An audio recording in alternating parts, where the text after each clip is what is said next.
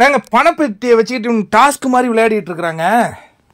முதல் பணப்பெட்டி 50,000 ரூபா. முத்து அதை ஜெயித்தார் அப்படிங்கிறது அந்த ப்ரோமோ பார்க்குறவங்களுக்கு அது அவர் விட்டுட்டார் மாதிரி தான் தெரியும். பட் அவர் 50,000. இப்போ 30 மீட்டர் வச்சுருக்காங்க, 15 செகண்ட்ஸ் தராங்க. இப்போ நீங்கள் இதெல்லாம் வேர்ல்டு ரெக்கார்டே பார்த்தீங்கன்னா 100 மீட்டர்ஸு 9 செகண்ட் 10 செகண்டு, 30 மீட்டரு.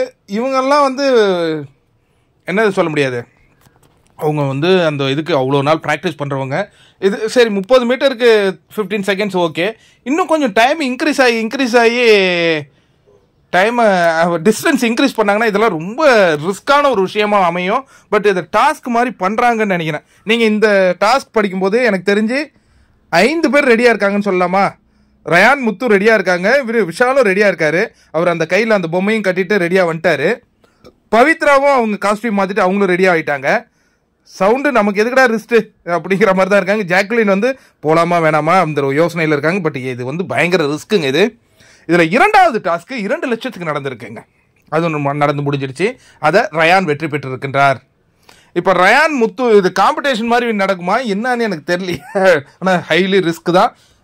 50,000 முத்து ஜெயிச்சிருக்காரு, 2 லட்சத்தை ரயான் ஜெயிச்சிருக்காரு. இதற்கு பிறகு பாக்ஸ் வைக்கும்போது இதே மாதிரி ஓடுறது வைக்காதீங்கப்பா, எதனா வேற ப்ராக்ரஸ் வைங்க. பட் இது அவங்க டாஸ்க்கு அப்படின்னு நினச்சி பண்ணாங்கன்னா ஒரு கட்டத்தில் இது ரிஸ்கில் தான் முடியும். அமௌண்ட் பெருசாக இருந்தால் கூட ஓகே தான். இப்போ 10 லட்சம் வச்சு நம்ம தோற்று அதோடு எடுத்துகிட்டு போயிடலாம் அப்படின்னா ஓகே தான். என்ன நடக்குதுன்னு பார்ப்போம்.